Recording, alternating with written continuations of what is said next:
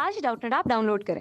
Doubtnut पर अपने सभी गणित, रसायन विज्ञान, भौतिक विज्ञान और जीव विज्ञान के डाउट्स का करो सफाया। बस प्रश्न की फोटो खींचो, एक ही प्रश्न को क्रॉप करो और तुरंत वीडियो सोल्यूशन पाओ। अभी डाउनलोड करें। नमस्कार दोस्तों, हमारा प्रश्न है कि कथन हमें दो कथन दिए गए हैं, उसके आधार पर हमें निष्कर्ष बताना है कि हमारा कौन सा कथन सत्य है। ठीक है, तो हमारा पहला कथन दिया गया है दोस्तों, परमाणु विद्युत उदासीन होते हैं।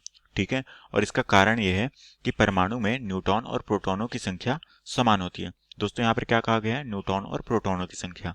ठीक है, तो सबसे पहले दोस्तों हम इस दोनों कथन की चर्चा करते हैं और इसके कारण की चर्चा करते हैं। ठीक है, तो सबसे पहले दोस्तों हमें क्या कहा गया है?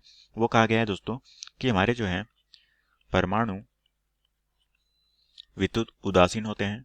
ठीक है, विद्युत उदासीन होते हैं। दोस्तों हम जानते हैं कि हमारे जो परमाणु है वो विद्युत उदासीन होता है, क्योंकि दोस्तों हमारे परमाणु में क्या क्या होते हैं? हमारे परमाणु में इलेक्ट्रॉनों की संख्या होती है। ठीक है, जो कि इलेक्ट्रॉन पाए जाते हैं। ठीक है, साथ में दोस्तों प्रोटॉन पाए जाते हैं और साथ में दोस्तों हमारे न्यूट्रॉन पाए जाते हैं। ठीक है, और दोस्तों हमारे इलेक्ट्रॉनों में कौन सा आवेश होता है? इसमें दोस्तों हमारा ऋण आवेश होता है और हमारे प्रोटॉन पे धन आवेश होता है। ठीक है, और हमारे जो न्यूट्रॉन है दोस्तों ये विद्युत उदासीन होते हैं। ठीक है, तो इस आधार पे हम कह सकते हैं दोस्तों कि हमारे इलेक्ट्रॉन जो है वो ऋणात्मक होते हैं और प्रोटॉन जो है वो दोस्तों धनात्मक होते हैं। तो यहाँ पर जब भी हमारा परमाणु विद्युत उदासीन कब कहलाता है दोस्तों? जब उसमें इलेक्ट्रॉनों की जो संख्या होती है, ठीक है, इलेक्ट्रॉनों की जो संख्या होगी वो प्रोटॉनों की संख्या के बराबर होगी। ठीक है, तो उस कंडीशन में क्या होगा? हमारा विद्युत उदासीन होगा। तो ये सारे परमाणुओं में यही व्यवस्था होती है दोस्तों, क्योंकि हमारा जैसे कि मैं एक ऑक्सीजन का परमाणु लूं, ठीक है, ऑक्सीजन का अगर मैं परमाणु लूं जिसका परमाणु क्रमांक होता है दोस्तों 8 और इसका परमाणु द्रव्यमान कितना होता है? वो होता है 16। ठीक है, तो दोस्तों जब मैं ऑक्सीजन के परमाणु को लेता हूं तो यहाँ पर हम देख पा रहे हैं कि इसमें इलेक्ट्रॉनों की संख्या कितनी होगी? वो होगी 8 और प्रोटॉनों की संख्या कितनी होगी? वो भी होती है दोस्तों 8।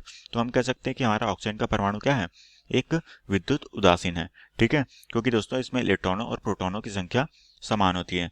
ठीक है, और यही कारण है दोस्तों कि इलेक्ट्रॉन और प्रोटॉन जिसमें धनावेश और ऋणावेश होने के कारण ये परमाणु को क्या बनाते हैं? विद्युत। ये दोनों ही परमाणु को हमारे विद्युत उदासीन बनाते हैं। ठीक है, क्योंकि दोस्तों इन्हीं में आवेश होता है, क्योंकि हमारे न्यूट्रॉन तो क्या होते हैं? उदासीन होते हैं पहले से ही, और ये इलेक्ट्रॉन और प्रोटॉन पे विपरीत आवेश होने के कारण ये विद्युत उदासीन या फिर हमारे परमाणु को उदासीन बनाते हैं। ठीक है, तो ये इसका क्या है दोस्तों? ये इसका मुख्य कारण है। ठीक है, और हमें यहाँ पर क्या कहा गया है? हमें यहाँ पर कारण कहा गया है कि न्यूट्रॉन और प्रोटॉन, जबकि हमें कारण प्रश्न में क्या कहा गया है? प्रश्न में जो कारण कहा गया है उसमें हमें न्यूट्रॉन और प्रोटॉन को कहा गया है। ठीक है, जबकि ऐसा नहीं है दोस्तों, हमारा जो न्यूट्रॉन और प्रोटॉन है वो समान नहीं होते हैं। ठीक है, हमारे जो इलेक्ट्रॉन और प्रोटॉन है वो समान होते हैं, तभी हमारा क्या होता है? विद्युत उदासीन होता है।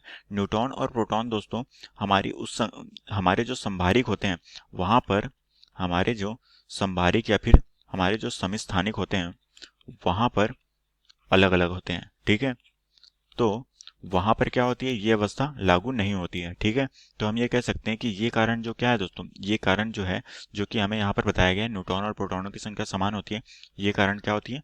गलत होती है। तो हम कह सकते हैं कि हमारा जो अभिष्ट कारण है वो क्या होता है?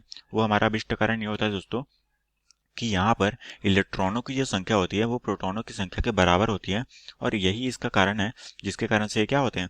ये हमारे उदासीन होते हैं। ठीक है, तो हम दोस्तों अपने विकल्प की चर्चा करते हैं कि कौन सा विकल्प हमारा सही है।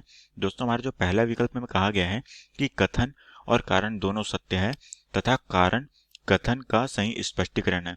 ऐसा नहीं है दोस्तों, हमारी जो कथन है वो बिल्कुल सही है, क्योंकि हमारा जो है परमाणु विद्युत उदासीन होते हैं। बट दोस्तों ये जो कारण जो हमें बताया गया है ये कारण क्या है दोस्तों? असत्य है, क्योंकि यहाँ पर न्यूट्रॉन और क्योंकि यहाँ पर दोस्तों प्रोटॉन और इलेक्ट्रॉनों की संख्या के कारण होती है। तो ये कथन क्या होगा? गलत होगा। ठीक है, तो ये ऑप्शन भी क्या हो जाएगा दोस्तों? हमारा बिल्कुल गलत हो जाएगा। उसी तरीके से हमारा जो ऑप्शन 2 है दोस्तों उसमें कहा गया है कि कथन और कारण दोनों सत्य हैं। दोस्तों हमें पता है कि हमारे कारण जो है वो असत्य हैं, तो ये विकल्प भी बिल्कुल गलत हो जाएगा। उसी तरीके से हमारे जो तीसरा विकल्प कहा गया है कि कथन सत्य है और कारण असत्य है। ठीक है, तो दोस्तों हम जानते हैं कि हमारा जो कथन है वो बिल्कुल सही है, बट कारण दोस्तों गलत है। इसका मतलब क्या है? असत्य है। मतलब हम कह सकते हैं कि हमारा जो ऑप्शन सी है दोस्तों ये क्या है? ये बिल्कुल सही स्पष्टीकरण है और यही हमारे प्रश्न का क्या है दोस्तों, बिल्कुल सही उत्तर है। ठीक है, जो कि ऑप्शन सी है, जो कि इस कथन में कहा गया है। उसी तरीके से हमारा जो चौथा विकल्प है उसमें कहा गया है कि कथन असत्य है, कारण सत्य है। दोस्तों इसमें इसका बिल्कुल ही विपरीत कहा गया है, जो कि हमारा क्या है, ये कथन हमारा गलत हो जाएगा।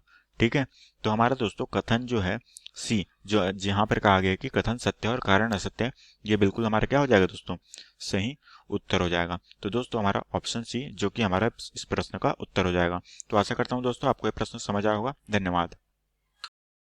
कक्षा 6ठी से 12वीं से लेकर नीट, आईआईटी, जेई वो एडवांस के लेवल तक 1 करोड़ से ज्यादा छात्रों का भरोसा।